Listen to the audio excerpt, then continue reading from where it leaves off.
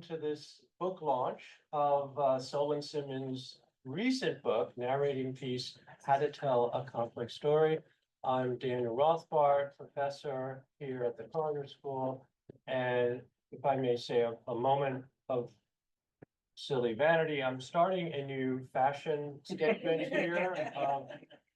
Jacket and shorts, okay, and leg brace is optional, okay?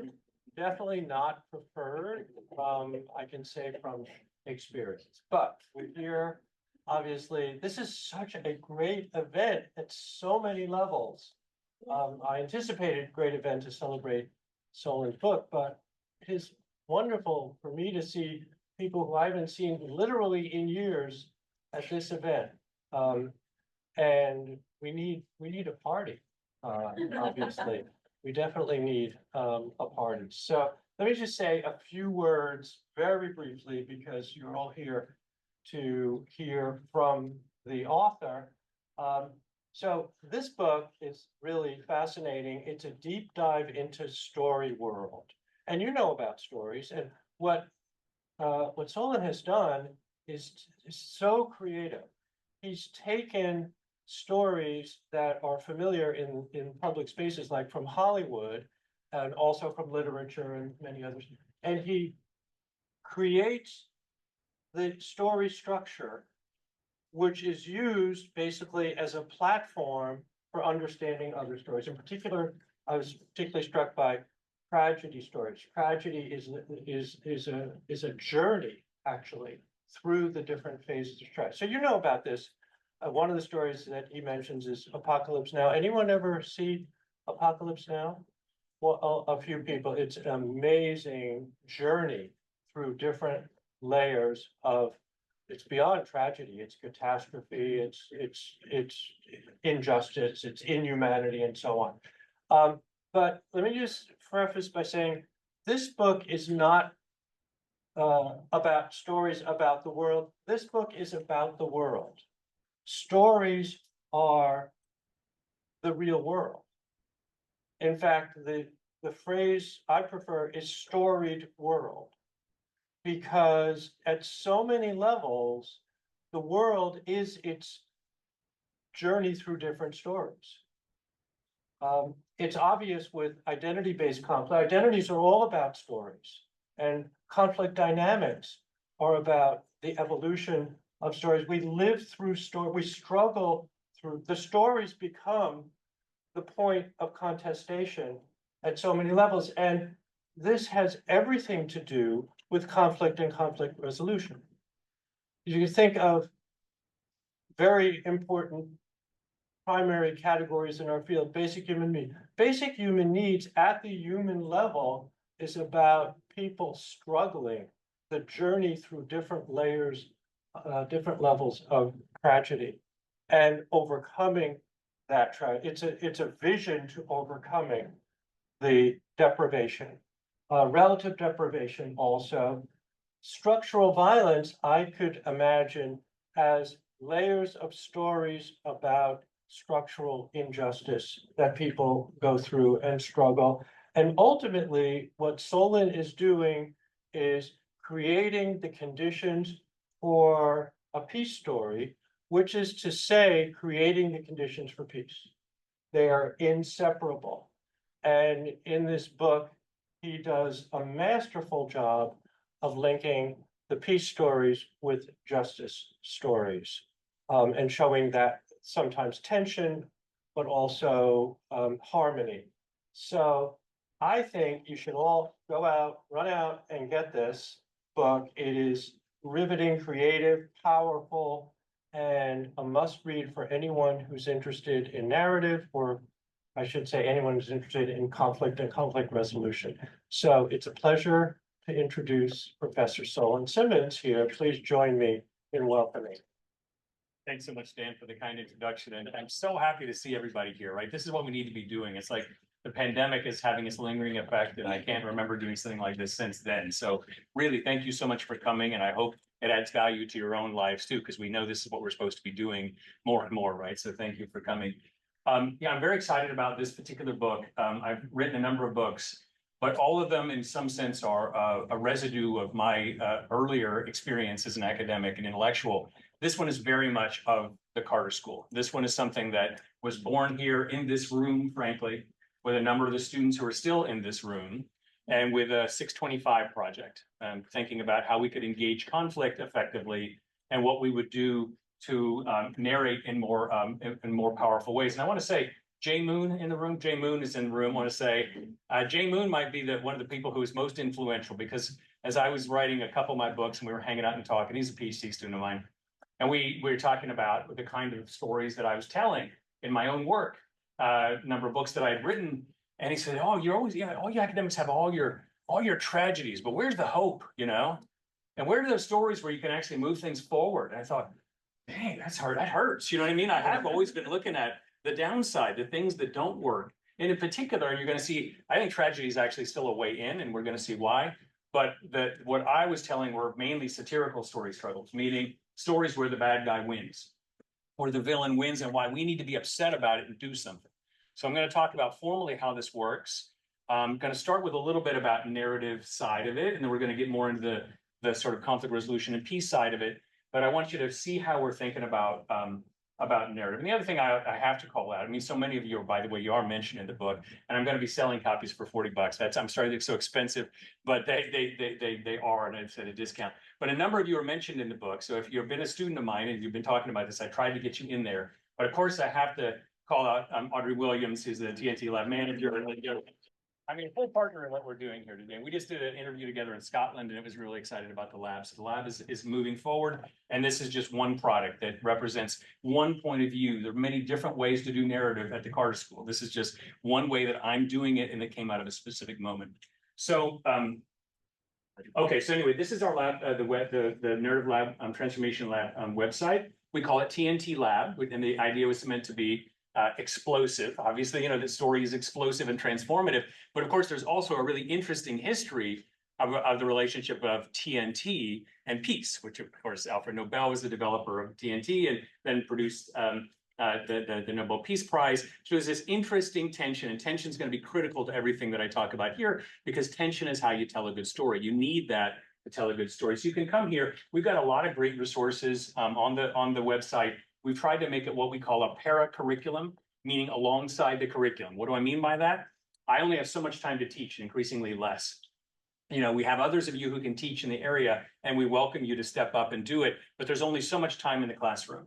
And there's a lot of interest in narrative and the subtleties of it. So we're trying to use the website to help you to get up to speed on certain things you might want to that wouldn't have to be done in the classroom. Stuff like, for example, I find I haven't had time to teach Michel Foucault. So we have a thing called a rabbit hole, which is about learning the way we do in the 21st century. You go down the rabbit hole, and it's on what you might want to know about Michel Foucault. It's just a kind of an entryway, right? So you don't feel like you don't know, right? So we've done that. We have a number of other things like that. The rabbit holes were an interesting feature. We have the narrative filmography, all sorts of stuff about that, but tonight is not about that. But the book is really just a piece of what's going on in the lab. So the way I'm going to approach this is what I'm calling narrative design. And what is different about what we're doing here, and you're going to see, I'm going to say a lot of good things also about Sarah Cobb and what she did in the legacy she left here, which is, I think, always implicit in what Sarah was doing was she was focusing on narrative design. So what was different about the work, it wasn't just a story or an anecdote or, you know, a plural of an aggregation of anecdotes, but there was something in the design of the way we were thinking, in the way we were articulating our accounts that was meaningful. And I've tried to do, and we've tried to do, is draw some of this out and do what I'm calling, well, in some cases, formal narrative design. That's the word, that's the theme, the term that seems to be easiest to grab hold of. But I'm also sometimes call it story grammar. So you'll see in the book, I talk about story grammar. There's something a little bit hubristic about using grammar, but a lot of us do talk about grammars. But grammars imply a structure in the way in which stories operate, and I think that's probably right. But it's perhaps overly ambitious to assume that this is true always and everywhere. So we are certainly focused on formal narrative design and how the way the story is structured produces the meaning. I'm going to dwell just for a second here on the story side. This is plot versus character. If you don't know, this is one of the most contentious debates in history. That is between what matters more, plot or a character. And it matters for me because I'm going to be talking about both of those things more or less. And it's important in terms of what the mechanics of the book really get into and how you could use it to do conflict resolution. Because it really is all about doing conflict resolution work. That's what this is for. It's meant to be super practical.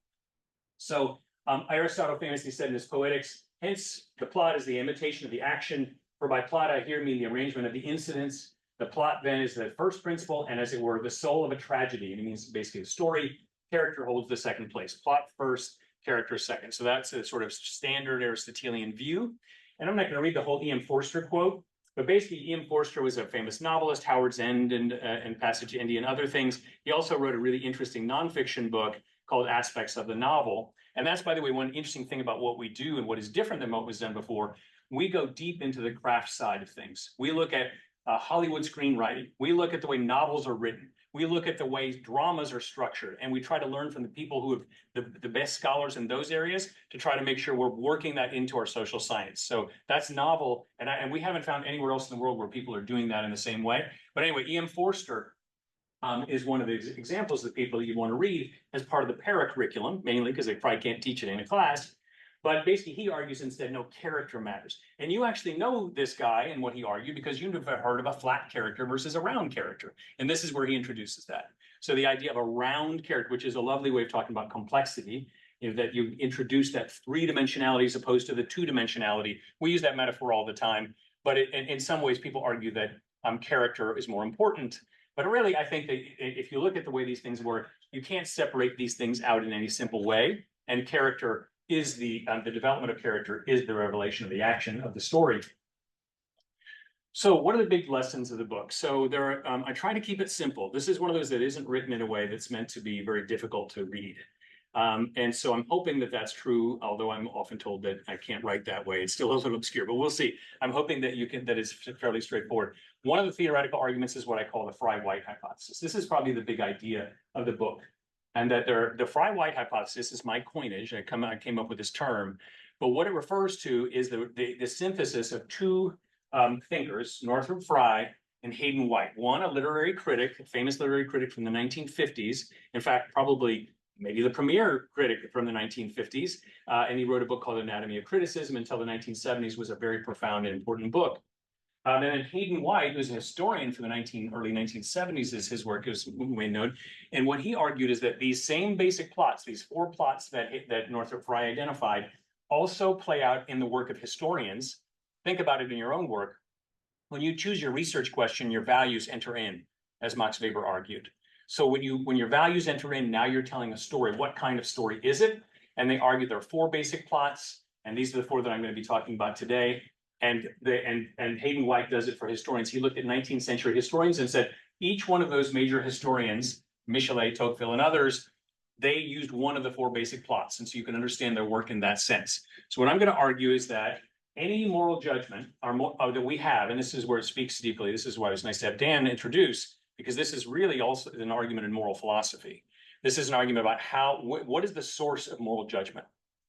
And not simply surrendering it to the moral psychologist like Jonathan Haidt, much as I love his work, but arguing that moral judgment comes out of a more complex process, a process of reasoning which requires narrative, the infusion of fact and value to work. So this is the argument. And the argument that I'm pointing here for the Fry-White hypothesis is that our moral judgment about any objective situation, that is about the world, something thrown in front of us, is an outcome of an implicit story that naturally falls into some combination of four basic plot types: satirical, romantic, tragic, or comic.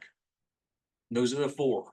And now I should warn you, these words don't mean what you think they mean. You know, these are not the droid you're looking for, right? These are words. So what I'm going to do is I'm going to introduce two words to make this make sense. But I'm going to argue that, in fact, even though, you know, for example, what I often say, satirical doesn't have to be snide, and romantic doesn't have to be sexy, tragic doesn't have to be sad, or it's not the only way to be sad, I should mainly say, and comic certainly doesn't have to be funny. So that's the one thing to keep in mind. So if you can let go of what you tend to bring to those words, I actually think that these categories make sense, as Fry argued, but I'm going to dimensionalize it a bit for you, and we'll see how you can do this in your own, use it in your own conflict resolution work. Now, if Fry-White hypothesis is one of the big ideas of the book, so too is the Cobb-Hardy pivot. Sarah's not here, I guess, right? We don't have Sarah, but anyway, So this is something that Sarah Cobb discovered years ago in her own work. And if you know Sarah's work, if I were to summarize Sarah's work and what you should do in narrative spaces, if there's one thing you should do, you introduce complexity. That's what she always says. You know, introduce complexity. And so one of the ways we've been doing this in our think tank work and sort of public work is we have this thing where you say, well, rather than there just being two trees confronting one another, we want a whole forest of stories. You know, this is the kind of move. And I think that's very powerful and an insight, but it's actually not the core insight for me, where it doesn't tell the full story. So come along one of Sarah's students, Samantha Hardy. So and this is one of those must-read articles. She wrote an article on tragedy versus melodrama. And the payoff of this article is it built on Sarah's notion of irony, introducing irony into the story, because that's the vehicle for complexity. Is you get complexity through irony. Is that if you can tell the story in a tragic mode, and by the way, I mean tell your own story as if it were a tragedy. As if you, and what is a tragedy? A tragedy is a story in which you are the protagonist, the person with whom you identify, is complicit. It's not a happy ending. That's of course what we think of. But more important than that is that King Lear had it coming. You see, right? That is to say that he did stuff. Now maybe he didn't have that coming. Maybe it was too much what happened to him, and isn't that sad and terrible? But in some sense you're complicit, and therefore when you can tell your own story in that mode, when you can pivot to the tragic, that's why I call it a pivot, because stories are always this complex ecosystem. So when you can pivot in that way, you can start to get people interested and curious about their own moral positioning, that is, their judgment about their own side, and open to potential integrative solutions. That's the basic lesson of what I'm calling this Cobb-Hardy pivot. So tragedy is the entry point. So in many respects, if we can get people to start imagining themselves in tragic terms, we can introduce the curiosity about one's own complicity and hope to have some room for movement. So that's the Cobb-Hardy pivot, and that's going to be really critical for the conflict resolution side. But it's not the only implication for conflict resolution, but it is an important one. So what are the four plots? This is the one of the takeaways, an easy takeaway, is there's basically a 2x2. You know, I'm a sociologist, and this is a typical sociological move, because it introduces, it's about as much complexity as we can, complication, I should say, bless you, as we can take in a theoretical argument. And so what I've differentiated it between is, on the one side, there are, as Dan said, struggle stories. So a typical story in conflict, as we know, is that people are fighting, they're angry at one another, they blame the other, and they tend to let themselves off the hook. And in those kind of stories, it's a struggle between good and evil, or perhaps between the protagonist and the antagonist being a kind of an adversary. Our side, although we may have done things, nevertheless, we are ultimately the good ones, and our struggle should prevail. That's a struggle story. And I'm going to say it's a really critical part of the narrative environment. We need to know how to tell good struggle stories. That might be the most distinctive thing about the way I approach this narrative space, is that I say sometimes you have to fight. Doesn't mean you have to kill, but sometimes you've got to confront the other. You've got to do good trouble. You've got to instigate constructive conflict. And the only way you can know is if you're in that situation. And so that's what a struggle story is. And on the other side is the journey, and the journey comes in two types. So there's a happy ending version and an unhappy ending version, which I call plight resolved or plight unresolved. And if in a struggle story, the basic plight or the problem that the protagonist faces is that they have power that is holding them down, oppressing them, that they're confronting oppressive power. That power must be overcome. That's the implicit resolution that's started by the incident of the story. On the other side, what happens is you have a problem that must be solved. And I'm so happy to have Chris Mitchell in the audience, because why was it that the problem-solving workshop was introduced as a conflict resolution technique? Because it seems to me that problem-solving is the mode you want people in if they're thinking about their own complicity and this situation, and recognizing what their own side has done to help the spiral to continue. So problem-solving is a natural journey-like mode in this sense, but it isn't the only thing one would want to do in every conflict situation. Sometimes nonviolent social change is necessary to get people to the table and so on, but that's when you have to decide, is this right now a struggle story moment? Is this right now a journey story moment? And that's the basic distinction. What I do want to make clear, though, is the happy and unhappy ending matters a lot. And I don't have examples to go through with you today necessarily, but I'll just give you I'll give you a kind of hint, a little tease. One of as the students who've read the materials for the book know, one of the books that I cover. Oh, and by the way, there are 4 novels and 4 books as the data, if you like. So the data for the book are actual expert storytellers. Great novels, great films, and we mentioned Apocalypse Now. Another one of the books that's covered in the book, one of the cases, is The Handmaid's Tale by Margaret Atwood. And what you probably, I don't know, how many people have read The Handmaid's Tale? Not watched the Hulu series. You know what I'm saying? Good. Okay, so a number of you. And how does The Handmaid's Tale end? Not great. You know, not great. I mean, at best mixed. Ambiguous, but pretty bad. Meaning, if you ask the question, is Offred's plight, is the thing that the problem she's facing at the beginning of her journey, is it resolved by the end of the journey? And the answer is no, it's not. Now, so therefore, it's a struggle story. It's a struggle story against an oppressive power, which is a patriarchal religious system that leaves you at the end with this, what I call post-plot pressure. So that's a concept I'm introducing, post-plot pressure, probably my own, the most important concept of the book, because you're left with a feeling at the end of the story. And what that feeling is at the end of The Handmaid's Tale, you're kind of angry. Now, there are many ways you can react to that pressure. You might simply be crushed. You might not want it. You might want to get away from the world. Everyone has a different reaction to pressure. So that's why I call it pressure. This is from an old new criticism guy named Cleant Brooks. This is an old 1940s argument. But the idea is that what the story does through its own unity, through its own symbolic unity, is it puts pressure on you as a reader at the end of it. And what you do with that pressure is varied. But one of the things people tend to do is get a little upset. And they get upset with something in particular, which is patriarchy, which is one of the reasons why it's been such a useful political device. You know, it's gotten men and women, particularly women, upset about the loss of reproductive rights, or even in the anticipation of it. The Women's March had the hats, and you recall that this was a big piece of the Women's March, right when Donald Trump was inaugurated. And that, I think there's a reason why it was so powerful from a narrative point of view. Now I talk about other story. There are other examples in the book of these kind of things, but that's a satirical struggle. So if you want to pivot someone out of that mode now, let's say you're really upset and you know we're mad as hell, we're not going to take it anymore. Now you're at the table and you're actually trying to negotiate a deal. It's going to take a different set of skills and perhaps even a different person to really get that job done.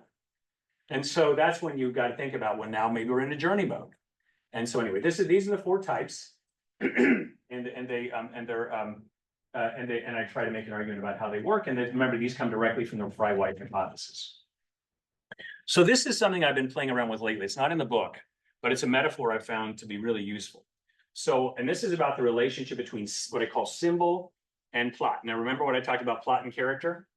So what I'm going to say is this: there's going to be characters not enough, because I think there are other aspects of the story world or other aspects of storytelling that you need to pay attention to that are not just the characters in the story. There's ways that things are done. There's the actual events. There are states of mind. And there's also just the setting itself.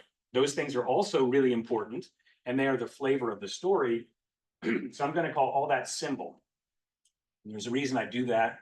It isn't the symbol you think about, the Great Gatsby light blinking, symbolizing his ambition that's never going to be realized. That's one kind of symbol. But the symbol I'm talking about is any action taken at all in the story. So any page of the book, any period of time on the screen is going to be what I call symbolic action. And the symbolic action is meant to do specific work for the story. If it's not doing work, you probably ought to cut it.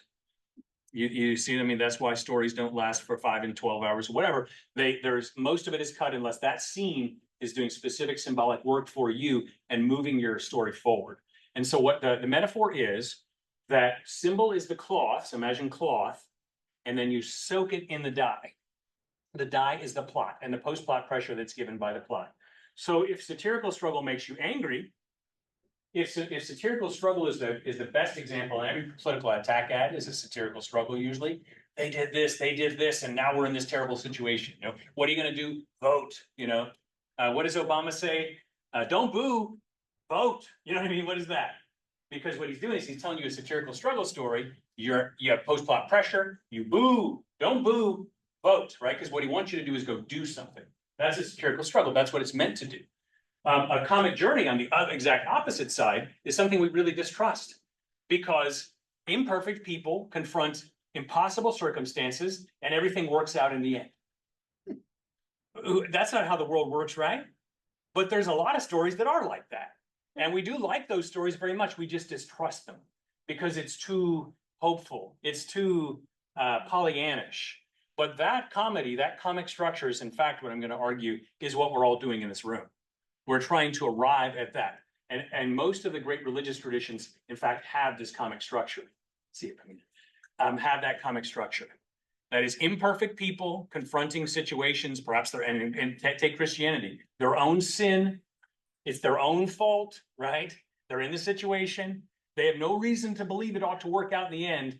And yet simply through accepting their situation, they can find the realization they all hope for, you see? And that's just one example. There are many examples like that. The core is that your protagonist is problematic.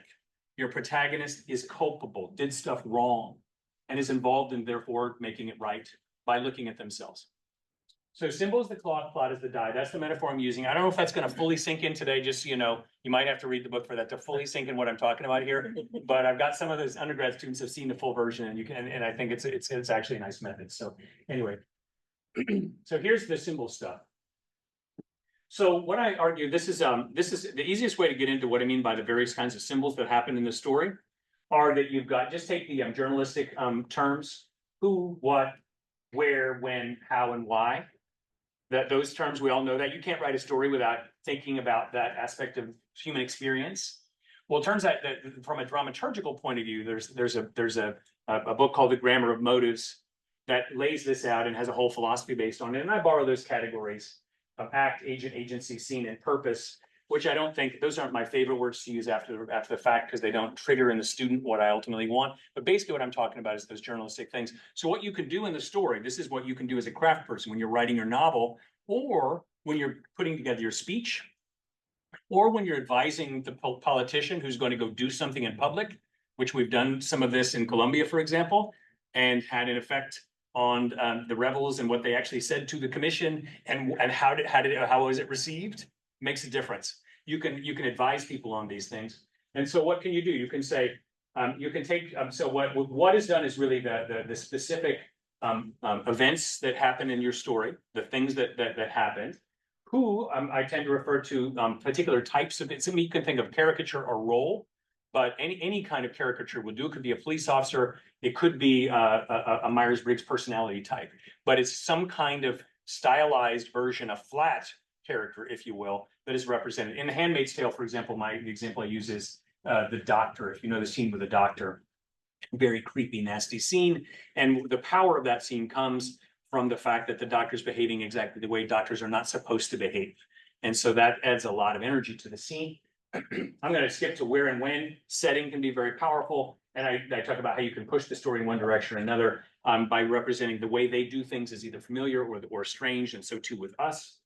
And where and when it happens. I often talk about the Star Wars, if you've seen Star Wars, which not everyone has, it turns out. I can use the example and people don't, like, you haven't seen Star Wars, Hannah? Anyway, so, but not everyone has seen Star Wars and Generation Z and other, but the reason you open with a kind of North African scene is to produce a sense of estrangement, you know, and that has that effect, and amps up the struggle feature of it.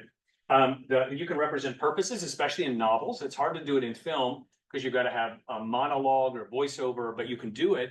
But in novels, the novel is designed specifically so that you can get inside the characters' heads and you can represent states of mind, perspective, and purposes, and then those can be colored. And then this one I saved for last, how, because it's sometimes the hardest to see or understand, but it's the most important for us because the way people do things, because everyone's fighting.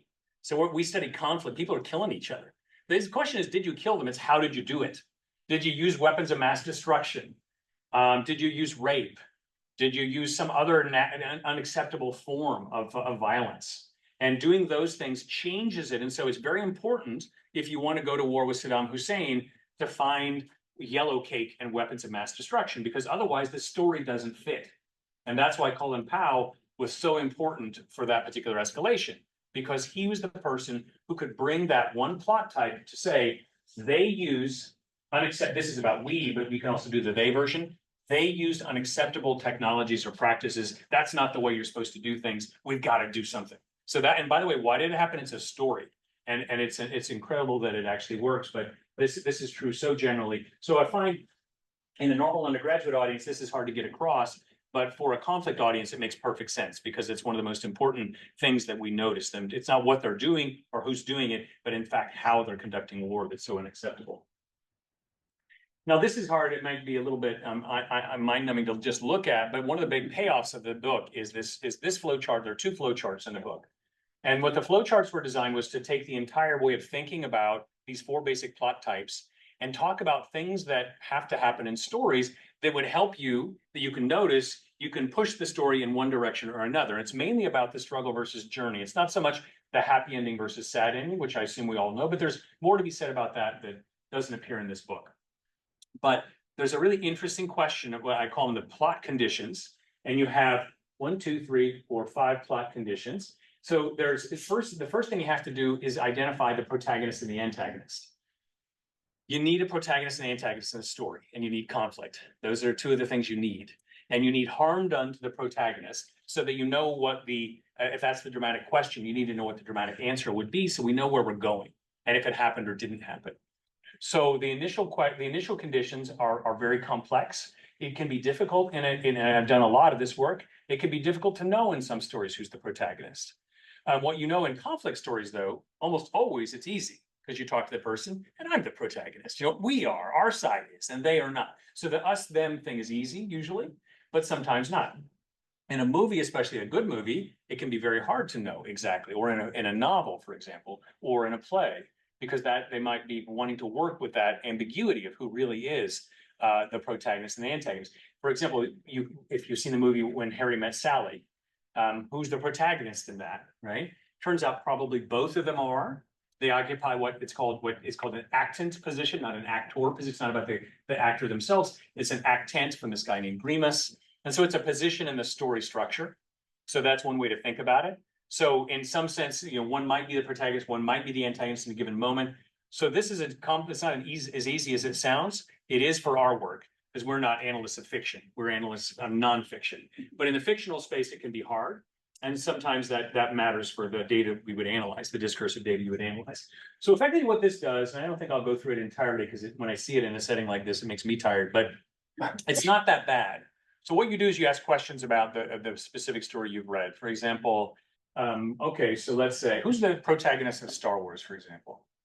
Is Luke? Luke Skywalker, maybe? Yeah, let's say Luke. So, okay, Luke, and then and Darth Vader's clearly the antagonist, right? And you know that right off because he does the whole thing, and that's important because it's a how. How does he kill people? He uses magical power to strangle them. You know what I mean? That's really important because that introduces a new dynamic. And so now we know who the antagonist is. Did the antagonist intend to cause Luke's plight? Oh, yeah, he knows just what he's doing. And the intention condition is critical in a courtroom as well as in a movie theater. We need to know, did they intend to do it or not? Now, just because someone intended to do it doesn't necessarily mean that you've really pushed things over into the struggle category, that they're a villain. You can still get there another way. So no, I didn't mean it. Didn't mean to do that. I'm just racist by nature. You know what I mean? I didn't really intend it at all. It was natural for me. So what that does, you ignore or contribute to the protagonist's plight, and that can kick you back over. So that's how we can get at things like structural racism and so on. Yeah. So you don't need to mean it. It's just that you benefit by it. This is exploitation as well. Once we find ourselves here, this is really critical. If that's the interdependence condition, and you see how important interdependence is for our work. We're always talking about interdependence in the lifeboat together, this kind of thing. Interdependence is critical, but it also can be a bad thing because I'm interdependent because you take stuff from me or you benefit from me. Corrigibility is another critical condition of the antagonist or the antagonist side, because if you could never convince them to change, then why would you ever want to deal with them? So that's a really critical point in which we can work. And you can imagine research questions around corrigibility. Is the Taliban corrigible, right? Could they ever change? Could they become part of the world order? You see him shaking his head. You see? And that's the narrative in play. It's in real life. People who know, people who've been there, and you have a sense, right? And what that means, and the only thing one can do if that's true, is you have to, as you say, no, you're engaged more in a struggle type story. And you're gonna have to fight them. Maybe you don't have to kill them, but you're gonna have to fight them because they have to lose in some way. So then the final question will be, is it fair to disregard the antagonist's basic needs in order to solve the protagonist's plight? The easiest way to think about this one is that not to use international affairs, but to use a marriage, you know? It's not gonna work out. He did some terrible stuff. I can't forgive him. He's never gonna change. But I still love him. You know what I mean? And I hope he does well in the world. And that gets you more into a journey story because you still have a little bit of hope that that person is going to do well, as opposed to the other side, which is, and I need to make that person suffer, you know? And that's a different mode. So this is and by the way, what I want to say is and then the question is it a happy ending or not? You know, that's the final way to do the typology. So, but you don't want to think about this as 4 distinct categories. You want to think about it as, you know, more or less, you know, because what maybe as a profile.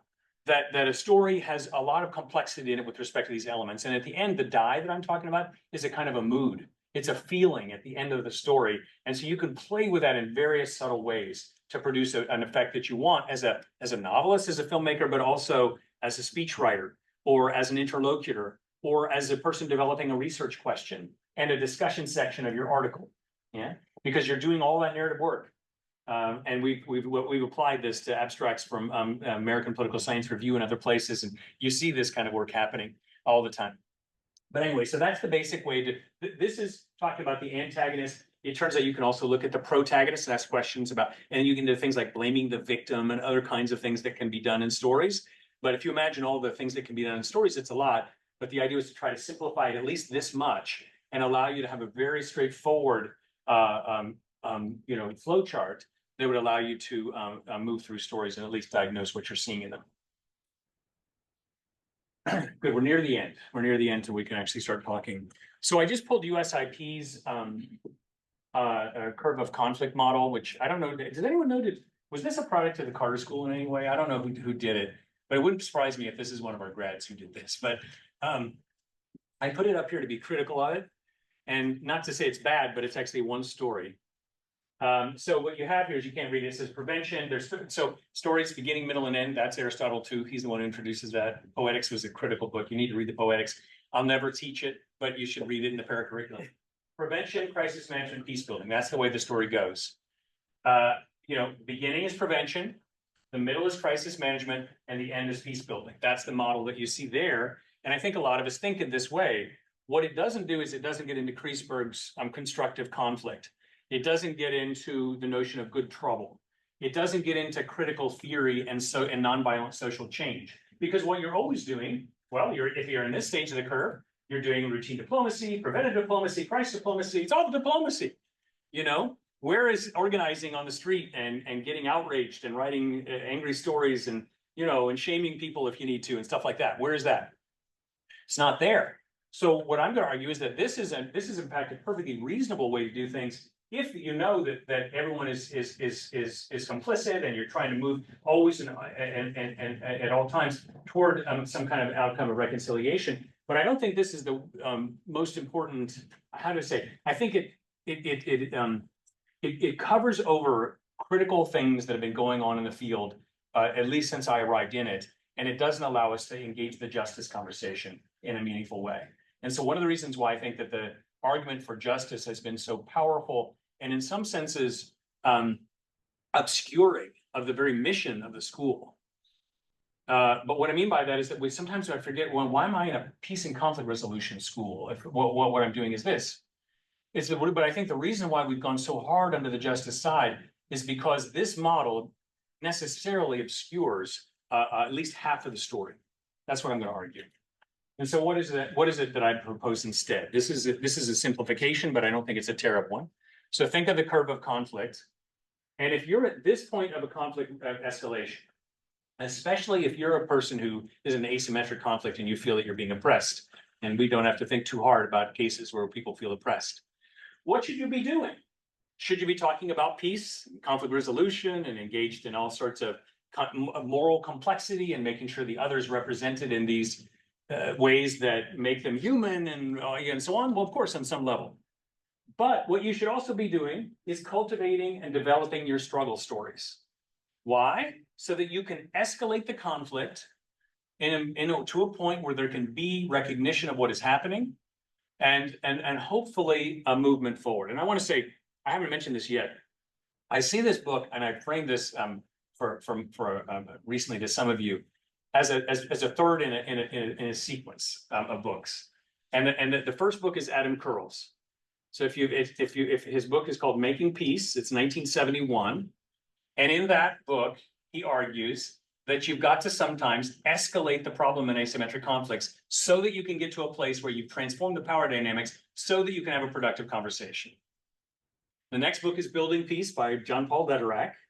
And he doubles down on that and introduces other tools of thinking about the same dynamic. But he also introduces this model where he has reconciliation in the center. I think John he's a little too optimistic, not enough struggle for me in John's work. Just a little bit. I mean, I think he's got it right. He lays out his 4 partners. He lays out this role play where based on the classic psalm, where you have truth and justice, peace and peace and what's the other one? Truth, peace, justice, and mercy. It's a wonderful role play. I think it works perfectly. By the way, those are the Fry-White hypothesis categories. I'm just going to say what he discovers is the Fry-White hypothesis in Building Peace, and he attaches it to the Curl model specifically. So what I'm trying to do is I called it Narrating Peace so that we could see it as part of that trajectory, beginning and middle, and it's not an end, but it's another addition to. And stories never end; they keep going, by the way. But I saw it in that way, as a way to speak to that problem that we need to sometimes cause good trouble. And we therefore become expert in cultivating and developing struggle stories too. But we shouldn't think that when we're pursuing justice, that we are necessarily pursuing peace in that moment. You see, that is to say, when you're cultivating a struggle story, it's compatible with things that are very unpeaceful. You know, there are many ways this story can go, the events can play out that will not produce peace, but it's also compatible with peace on the assumption that you are in an asymmetric conflict and that eventually you hope to go through a curve. You know, that eventually you want it to look like this. The big question, of course, is you never know if you're at this point of the curve or if you're on that part of the curve. You know, and depending on your positionalities, you might say, oh no, we're already right here. But in fact, the other side says, no, we're only beginning the conflict. We're only now starting to articulate whatever injustice we are concerned about. Okay, so I think this is really this is the reason why I wrote the book. I wrote the book because I noticed that our community was fragmenting around the questions of what is justice and what is peace. What are we doing? Should we be collaborating? Should we be problem solving? Is that all just selling out to the man? Is that all just giving up and allowing injustice to proliferate? And I think it's not, but you need to make sure that you have your lanes clear and know what you're doing when you're doing it. And I think that these stories really are different. The way that they're different is one has an abusive power relationship and one has a great deal of complicity. Now, again, there's a lot of gray, but they're very different kinds of stories. And when you read a story that's different, you'll know there are different stories. And that's why I use novels. That's why I use films, because it's very hard not to see it. It's very obvious when you do it. And therefore, I also put then what might be the most appropriate thing, the most appropriate narrative style in each one of these moments, which is if you're here in an asymmetric conflict in particular, it's time to do your struggle. By the way, it doesn't have to be asymmetric. What's the right thing to do right now in party politics? If you're Republican, tell terrible stories about the Democrats. If you're a Democrat, tell terrible stories about the Republicans. At the election, that's the beautiful thing about elections, is their conflict resolution mechanisms. The election happens, and then you do what's after it. You see, that's the beautiful part about an election system. It is a built-in system that allows for these surges to come regularly every 4 years to work the issue out. It's not inherently asymmetrical. And therefore, you do this at this moment. Romance keeps the energy going because the good guys win, and we're fighting and winning, and we have examples of hope. Hope comes in 2 flavors. Comes in romance and it comes in comedy. And romantic hope is not hope in the way that we often think it is, which everybody's finally at peace. No, we finally won. We got one. You know, this finally worked, and they suffer now. So we're gonna move forward. If you remember the O.J. Simpson trial, which was a really shocking moment for the United States in 1995, I believe it was. It was a very perplexing moment for people because there was a lot of celebration when O.J. Simpson got off. And I think in part it was a sense that finally we got one, you know, finally it worked out the right way this time. Even if you might suspect that maybe he wasn't what he was portraying himself to be, there was a racial disparity in the reaction. And by the way, there's the same disparity with respect to Donald Trump. Finally, we got one of our guys punching them in the face and they can't do anything about it, you know? And he's a romantic figure in that sense. And he always presents himself as a winner, which is why loser is such a bad thing for him, because there's only winning and losing. There's nothing else. But then you see the cow party pivot, the tragic moment, the tragic idea. This is the perfect thing you ought to do if it's really you've reached the peak and it's now time to come down and start thinking about other modes. But you've got to imagine yourself here, and I encourage you to think about this category comedy, because you might be naturally suspicious of it and be like, no way, no how. But I guarantee you love this kind of story. You love this kind of story. Well, it's the story you want to tell, and it's the story you want to experience, because in the end, that's what peace really looks like. And I'll just close with this. If you go back and read Aristotle's Nicomachean Ethics, it's a really, and again, a paracurricular thing. I can't assign it. I don't know if we could ever find a place in the curriculum for it, but it's hard to assign that book, okay? But what's really interesting about the Nicomachean Ethics is that he begins with the definition of justice, which is different than Plato. Plato's highest goal in some sense is justice. Aristotle begins with justice, but you know where he ends? Friendship. Friendship is a higher good. What you really want is you want to not have the conflict at all. You don't want to have the basis for the conflict. You don't want to be in the Hobbesian state of affairs where you're constantly ready to kill the other person. You want to be in a situation like I was most of today. I didn't worry about getting killed, thank God, today, you know? And that's because in some sense I live in a state of peace and a kind of friendship, at least a minimum level of those people I encounter in my life. And in that sense, I live a very comic experience, you see? And so in that sense, that's the basic structure. That's how it works. And as I say, I'm going to sell some books for you if you like for $40 because I had a discount because they're too expensive on Amazon. Thanks for your time and attention. Yeah.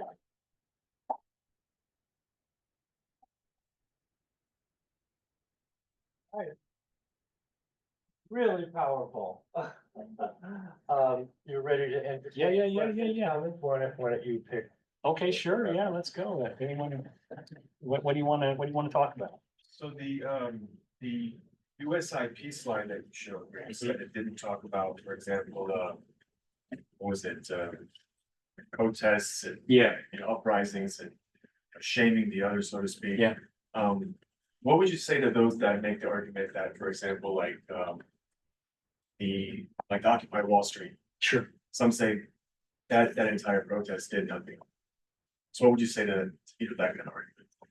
Well, it's an empirical question, but you certainly wouldn't have done anything without it. You know, that's the other side of it. And I think you could, many people would probably point and say, well, you wouldn't have Bernie Sanders without Occupy Wall Street. You wouldn't have Kamala Harris pushing as hard as she is on corporations without that. And so it's an empirical question whether it worked or not. But it's a really good point. When you engage in struggle, I think it's important for everyone to recognize. I always like the Battle of Fredericksburg. It's just down the road and you can go see it. The lesson of the Battle of Fredericksburg is don't fight uphill, you know? You know what I mean? Because you're going to lose. And so if you decide to engage in a struggle, I hope you're ready, you know? And so you might well say that this and this is not going to get you over Wall Street, you know, that you needed something else. And so that's an interesting question, but it's an empirical question. And I think certainly you could, an easier one to point to that say where it did work is the civil rights movement, which has been consistent, steady pressure, certainly has had some effects, you know, and it's almost always in a struggle mode. That's what's really interesting. So, I mean, just a comment, I think that what's implicitly faulty with this, and I've created a quadrant actually, so it's more circular. But is that there's an implicit trust in institutions and it's power neutral. Yeah. And so there is not really an antagonist or protagonist if you see about this. It's like each have the capability, and sometimes we talk about conflict like that, right? That both sides. And we try to be neutral and, you know, instead of, so where justice is almost, taking the agency of the antagonist, if you want justice. Mm-hmm. And so it's kind of a bad word in some peace building or conflict, whatever word you want to use, spaces. And so you want to be neutral supposedly, and that is going to cause, so it's kind of a fake world that this exists in. Or it's like track 3, or track one and, but even that, you're gonna have different casualties on each side, so I mean. And sometimes even track one people demonize and do things too. Hey. Sure. You know, Many times. Yeah. They are the ones who start that narrative yeah. usually, so I mean, so I think that is a problem, and so the quadrant I have is more around like hot tension. Dealing with the past, negotiating power, and status quo or using your power, right? So in each one, you're gonna have to respond. So what do peace builders do want to do prevention? What do you want to do dealing with the past? Yeah. Healing. What do you want to do with the negotiating power is either get your foot in the door where you're part of that conversation, or you're gonna do nothing, I guess. You're not gonna build power. But then when those that negotiate that power get that power, now status quo begins. And so you have to, ask the question, is it working for everybody? And so then you do a crisis point again at the top. And that's where you're gonna raise that tension until there's another conflict, and hopefully it's nonviolent. Yeah. Where it would raise it to start the cycle again. Yeah, very much like the Crow model in respects. Yeah, exactly. Yeah. Did you have one? So if I took this book and wanted to apply it, I'm not sure how, I haven't seen it yet, so I'm not sure how it would work, but it feels like a lot of people in this context try to deal with those bigger conflicts with the struggle on a personal level.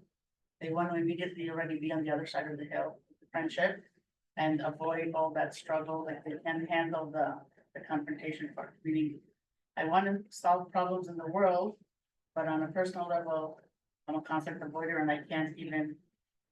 So, are you familiar with any of that? Yeah. Well, the way I do the 101 class is a conflict coaching model. So we use this stuff directly in their daily lives. And I think in a sense, you have to get comfortable with, that's maybe one of the lessons. I think we should be comfortable with the struggle mode. And we've been in critical theory side, we've been doing that the whole time. I entered in just about how do you win elections. That's how I joined this place. And then I had to learn, you can actually do collaborative problem solving and things like that. I never even considered that. Why would you do that? And so then, of course, that's what we do more or less. So I think that's been the tension for 20 years in this place and more broadly in the field. And I just, for me, it's the God and Caesar problem. It's where you have to give to each what they deserve. And so you'd have to teach people to do struggle better. Some people, that's what consciousness raising would be, for example. You have to recognize your problem and so then you push back. Or to handle struggle, not just the ones who are struggling, the ones who aren't listening to them. Fair enough. You have to deal with, that's a good point. And that's why it's, that's great. So I'm new to this, so they was talking about something, you talk about protagonist and antagonist, okay, so you clearly know, that's just not how it works in the real world, there's cases where you have. Depending on which lens you look through, they're the protagonist or antagonist. So how do you do you individually engage here and go through the process? So we get them to accept the fact that maybe they're not plain and pure. How do you do that? Yeah. Well, this interesting thing, like where does story happen is one of the ways I approach this. So how this is useful methodologically, and this is part of what, but prior to the practice, you have to actually look at the world and see how it's working, is that you would analyze particular accounts, like what does someone say happened? And so in a particular account, there is going to be a narrative structure to that account. And in that narrative structure, there either will or won't be clear divisions between protagonist and antagonist. But I would say this, every story has protagonist and antagonist. In a struggle story, you've got an adversary. In a journey story, you've got a problem. You've actually got a disruption. And so that's so it could be something like climate change as opposed to corporate polluters, you see. So, and you feel the difference in that. There's this thing happening, we don't know why, it's complicated. Even my lifestyle contributes to it and so on. So I think you'd want to look at each particular artifact and account that way. But usually in escalated conflicts, people do tend to identify with the side. And so then you can easily help them with their own narrative. So if you're working with that party, and I've done this quite a bit, and it's hard to get people to want to get into this journey mode. In fact, it's particularly the tragic mode, because what you have to do is you have to say, hey, maybe we did something here, even if it's 90-10, we did a little, that 10%, why do you want to focus on it to 10% when it's 90% here, but it's like, well, we're doing intra-party work right now, so then the narrative would be developed. And so it would be a different kind of consciousness raising in that sense. you know, a recognition of your own complicity. And of course, on the asymmetric conflict, you absolutely need the dominant party to do that, or you're never going to get progress. And so that's one of the reasons why I think the civil rights movement had that moral suasion component to it, especially Martin Luther King type work, which was to try to get the dominant party to see themselves as in a tragic mode. Yeah. And that's important work, and you can do it over decades. And Mark, go ahead. Yeah, and so many interesting things. I really love the idea of found character and the things that you're exploring there. I think when it comes to plot, it's harder for me. I guess in my naive conception in the last 30, 40 years was that the problem-solving workshop came along precisely because each side sees themselves in an asymmetric conflict. Yeah. So it kind of negates itself Sure. as useful in a certain sense that everyone sees themselves and frames the asymmetries. I thought where Cobb was going with it was that everyone's telling a story, and can we tell a new story? Yeah. And that I saw this flexibility of where that might go. But the struggle plot has kind of been the basis for why our field was invented, because everybody has Yes, that's the their problem. asymmetric notion of why it's us against the world. Every minority, people think that there's only one story in the United States of struggle. They don't realize what Irish people felt when they came, or Italians felt when they came, or this one felt. And each one of them sees themselves victim of the struggle. Now it's laughable with different power structures here now, but there was a time. So I just wonder, I'm very curious about you pursuing the curiosity, evoking curiosity about their story and about their character. That to me, I can see as an opening or aperture in intervention. Makes But sense. the struggle question, I really struggle with it Yeah. because everybody seems to be struggling in a very, very clear narrative Sure. of asymmetry. Maybe the easiest way to convince yourself you believe in the struggle story is to take it to the interpersonal level and not to do it at the macro level. And what I mean by that is there have to be people in your life who you decided are toxic, you know? And at some point you're just say it to the hand. You know what I mean? Like that's a struggle mode, which is to say, now this person is no longer someone I can ever hope to cooperate with and will always work against my interests. And it doesn't mean that I have to hurt them, but it does mean that I have to oppose them in some ways, at least for now. And I think most of us believe there are people like that in our lives, even if we're wrong, even if in fact they see us exactly the same way and we're the toxic person. But it seems to me that going back to the sort of classic prisoner's dilemma, you know, if they're going to defect, maybe you got to defect right now. You know, that is until you can get to a new rhythm. So the struggle could be a temporary thing. In fact, I think it would be always, especially intergenerationally.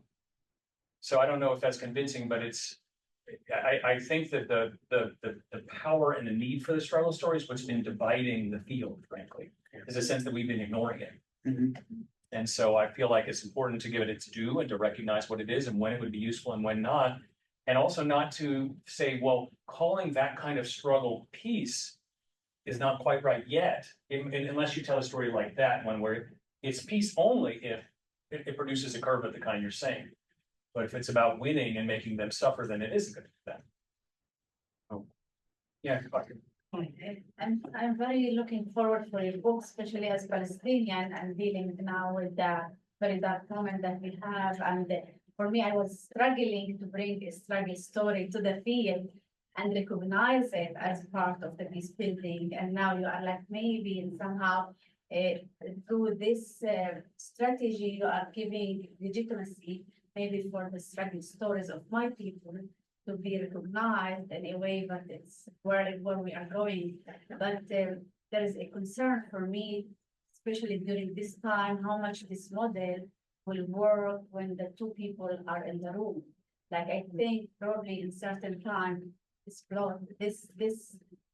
model might be more powerful for my people and the Israeli people and the Palestinian probably as uninational in the beginning, because it's depend like how much we want to bring the dominant of the struggle stories in the room in a way that it will take us for a better future. So So I think, I'm like, I want the struggle stories, but now I'm afraid of.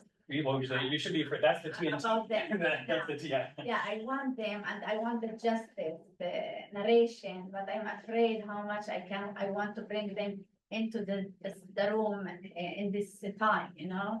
So it's very interesting, and also how we can shape transformative narrative, which so much needed now in Israel, Palestine. I'm still struggling now with this issue, and I'm so much looking forward, like to see how your book will help us back in Israel, Palestine. I'm looking forward to that too, and we're talking about doing things together. And I should say that Bakir helped to set up an important moment in the book, a scene in the book, in which we took the teaching that we were doing and we brought it to the West Bank. And I was working with a group of Palestinian students and laid out basically this model already. And then the question was, well, what do we do? How would we tell our story in a different way? And the important thing is to say that this was not advice for what you actually should do. It's how would you do it if you wanted to do that? That is to say, how would you represent yourself in a different way? And they started asking me questions about how you would do it. Maybe it's because I'm a white guy and an American, or who knows what it is, or maybe it's just because there's an allergy to the journey version of the story. But to try to get this group into the tragic mode was very explosive. And I detail how it happened, that even someone asked me if I was the architect behind Jimmy Carter's plan in the 1970s. And I was like, well, really? Am I that old? You know, but that was literally where it went. But you see, I might as well have been, because I was articulating exactly that. And so the distrust immediately came because, now I don't know if you could introduce a tragic version and say, if we wanted to do this in the right setting, and I say this because we did this with the FARC, and it had to be complex how we did it, but we got one of the leaders to move into a tragic mode and made some progress. And it was specifically the idea that if you can do this, it will have this other effect. And so the idea is to even from a strategic communications point of view, which I think is very different from a conflict resolution point of view, because you don't care about the other person, you're just trying to win in strategic communication. But even from that point of view, which is all we were talking about then, I had trouble getting those bright and engaged students even contemplate what it would look like, out of a suspicion that that's exactly what Israelis want us to say. Because the important thing is this: if you can get the other party to tell them their story in a tragic way, now you're winning. You see what I mean? So that's the prisoner's dilemma problem. Because, you know, so tragic isn't good all around. It's good if they are tragic, then they're disorganized and paralyzed and what have you. But of course, that means they're open to conflict resolution perhaps, right? They're thinking about alternatives. So if you're going to do that, and then you've got to do the same, or else they're going to be a sucker. And next time in the next iteration, they come at you to use the prisoner's dilemma again. So anyway, I think it's perfect for that case. I have to go to Harvey and then we'll come. It's about the same experience that you are telling a little bit, but Thank you so much. Thank you. Referring on that experience with the class with Palestinians, Yeah. you are telling about the power of a story. Yeah. And you are trying to tell a story, but the story is not powerful than you. My understanding of that experience is that you have an advantage because you were the professor, so you saw the dynamic with your students, or you were kind of smarter than them because you saw the dynamic. Hmm. Do you have any other experience where you were trying to tell a story, but you were driven by the story, so the story was more powerful than you? Oh, So yeah. what do you do? Oh, yeah, absolutely. Well, I mean, I think that might be the most useful way for the book to be put into play, is to help you to think about your own conflicts. I've been many of people in the room have watched me in conflict, you know. I've escalated things sometimes, and maybe it wasn't the right thing to do. But recognize, and how can I work my way out of it? Precisely by going through this kind of a flow chart. You know, because you think of yourself as the protagonist. Okay, there's always got to be an antagonist. I want to say that. If you don't have an antagonist, you got no story and no one cares. Peace is boring. So, you know, you need energy. You need to have energy. But so is the person who's an obstacle to you in some way to whatever you're trying to do? Do they intend to cause a problem? And you can tell yourself stories. They meant to do this to me. They, you know, and I know this is what, but they have nothing to do with you.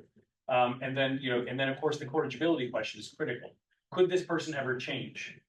And I find that's one of the most critical for your own process to think about. That is that, what is this person actually trying to do something positive? You just don't know what it is. Or do they know full well what they're doing and they want you to suffer and they want to cause what you think is injustice and so on. So those are the kind of things. So I think again, going back to the philosophical side as a moral philosophy, a kind of a Paul Ricoeur move of narrative in a sense, I think that it's really useful for ourselves to think about these issues. Go ahead. I was wondering if you could define protagonist and antagonist a little further, because when I hear you say, have somebody frame themselves as the protagonist so that they're more open to conflict resolution, I immediately, or see their story as tragic. I think people will often go to martyrdom or to victimhood as if that's what I correlate it as. And so I'm just wondering if you can, how, when you're talking about a protagonist and an antagonist, I'm the protagonist, they're the antagonist, they're keeping me from doing something, but how does framing them as a protagonist help them to be open to conflict? Framing them as protagonists? Like them getting, you mentioned something about them framing them, seeing themselves as the protagonist in the story so that they're more open. Yeah. My argument is they always see themselves as the protagonist. I mean, all of us, most of us, almost all the time see ourselves as the protagonists in the story. And so it's not hard actually to get people there to do that. So that the easiest way. So in real life, it's what do you and your people or whoever you're representing, what do you what is your role in the conflict and so on. So it'd be speaking to your own side. In a story, in a fictional story, if you want to represent something, or even a speech or something like that, the protagonist is almost always the person who's most relatable, the person who has the most time, the person we get inside their head the most. So that's why it can be somewhat difficult in a fictional story. But as I say, in real conflict, you almost always know who the protagonist is. I think that can be very subjective, like. Yeah. In the real world, yeah. So I'm wondering about what it means to have somebody frame themselves as the protagonist in order to be open to conflict resolution practices. Yeah, I guess what I'm trying to say is I don't think that they have a choice. Meaning, they can. The interesting thing would be to frame yourself as the antagonist. That's the interesting thing. Yeah. Be like, actually, I'm the bad guy here. I'm the one. The problem that I'm trying to solve is actually in the way of the thing that really should be solved. If I were being objective, I'd realize that other person's goals are more reasonable in this situation than mine are. So they're the protagonist and I'm the antagonist. That's almost equivalent to moving into a journey mode. Because you're inherently in your, what do I need? What did they do to me? I'm trying to do this thing and it's a good thing and they stop me, So I don't think it's hard to get people in protagonist mode. It's actually hard to get. Now, there's a different issue of agency and being sort of victim or having the capacity to engage and feeling you can do that. That's a different question. But even there, the victim is a protagonist. The martyr is a romantic hero, in a sense. That's a victory. So then maybe one more. Okay, we'll do one more. Yeah, go ahead. Yeah. Well, I try to apply your narrating the curve of a conflict. I can imagine in the everyday conflict context, but even in one conflict zone, everybody has a different position. Like elite can go journal story, but the ordinary people still living the struggle story. But my issue is how I can relate it like air bombing victims. I don't see anywhere they might be. Which kind of victims? Like Hiroshima. And oh, sure. Yeah. So I could not the places that were. Yeah. Like a wonderful example, right? Because if we go back to my How story I was saying, the atomic bomb is the best example of atrocious means of waging war. So it's important primarily as a narrative device. I hate to say it in those terms because the people are already past and what have you, and there were so many things that happened. But what's so important now is the atomic, especially Hiroshima, is as a narrative device today. You would emphasize that. I mean, there are different things you could do with it. You could emphasize it so that there was some kind of justice, probably against the United States. I would think, that the United States would be the antagonist in that, and in some sense a villain. That's never happened in Japan. That's why I'm questioning. Yeah. So well, if you're I come from Japan. okay, yeah. Well, that would be going back to the point about getting comfortable with conflict. A Japan That Can Say No was a famous book. And I think if the issue is to address that particular, see that what I like to think about that as an incident. So the critical to narrative is the incident. And even Aristotle mentioned that. That's an incident that is not repaired. There's a harm that's done. And so the question is, what would it have to be? There'd have to be some kind of recognition of that and the harm that was done and the injustice that was done as a result of it. So how to fit in there? Oh yeah, well, so frankly, you'd want to, if I'm right here, Okay. you do some satirical struggle story, Now, mind you want to do it in such a way that you don't ever end up having impossible to be friends again, because this is about breaking relationships. Yeah, but I think we are American and Japanese are friends, but in terms of nuclear weapon, it's different story, so. Yeah. Well, yeah, I mean, but I think it's a really interesting question, why pay attention to that? The reason you pay attention to that, I assume, is because you see was an injustice done that has not been repaired. The story, the beginning of the story happened, but the end has not. That's how I would say. And so therefore you need to engage in some struggle to get there. Yeah. So I'm gonna interject. The reason we pay attention to this is how people think. They think through some kind of story of, to use your phrase from Sarah, incredible complexity and variability. And we're struggling, if I may say, to try to first understand the complexity and variability, which itself is a struggle. We are in a struggle with a trajectory of whatever, what we call success or not success. But we are definitely in a struggle, because we're confronting the conflict, the stakeholders. Confronting is a bad word when we say that, because we're so sympathetic. But a lot of times, we're not sympathetic. We say that they are committing human rights violations or from the like. But in any case, this book requires tremendous concentration because it's powerful, and it will, for some of us, shake up what we are doing, which I see as enormous value. So thank you very much. Thanks so much. Solon. And thanks, everybody.